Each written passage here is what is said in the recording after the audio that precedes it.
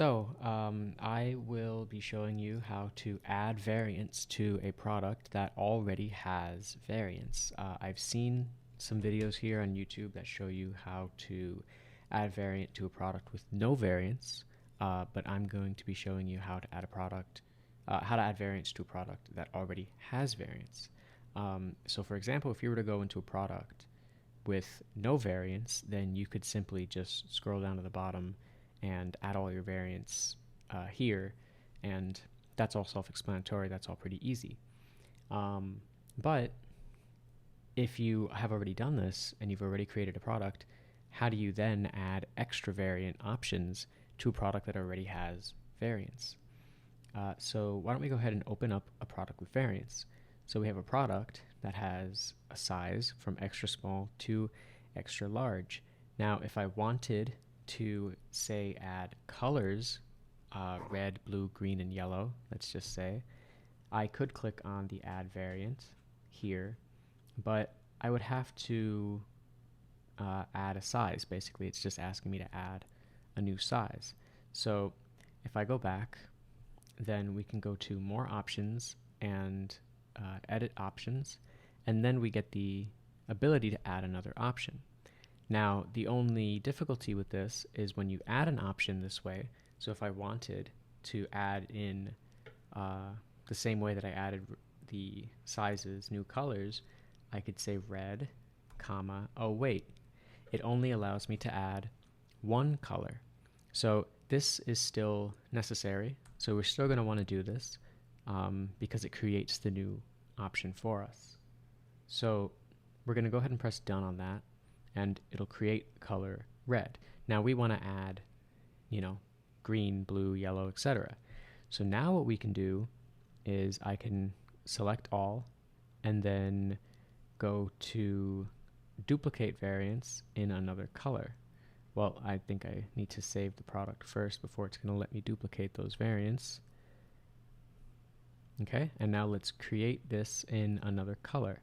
So we're going to want to copy over any information that is relevant. So if you have a SKU that is, for example, specific to the product but has a difference for variant type like size and color, you can copy the SKU and then change it after. I'm going to copy inventory quantities just to show that you can do this, and we're going to do green and we're going to duplicate that. So it should now create, we have red, green, in all the sizes. Here's where it gets a little different. So now we want to add blue. So I'm going to have to select all of the reds or all the greens, it doesn't matter, but just select all of the ones of the same color. And then we can do the same thing. So we're going to go to more actions, create another color, and we're going to say yellow, copy inventory quantities, or anything that you want to copy.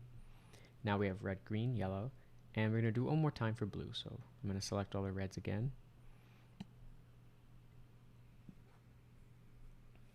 Let me just make sure I got all of them.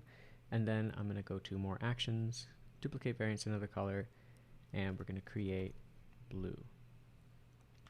So now we have essentially created a completely new variant option and all these variants for sizes extra small to extra large in colors red, green, yellow, and blue.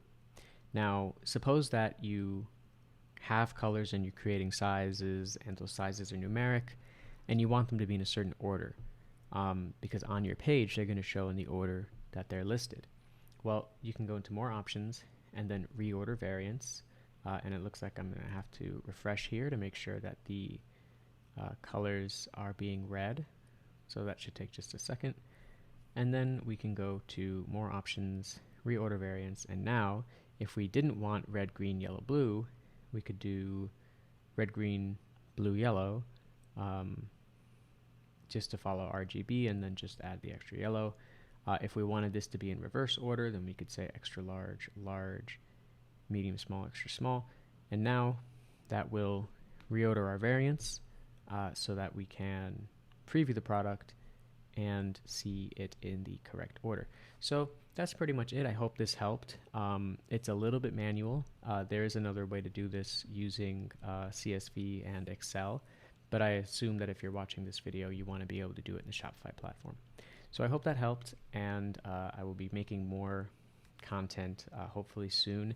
If there's anything specific that you'd like to learn about, whether that be with the Shopify platform in general or themes in general, then I would be more than happy to help out. So until next time, thank you.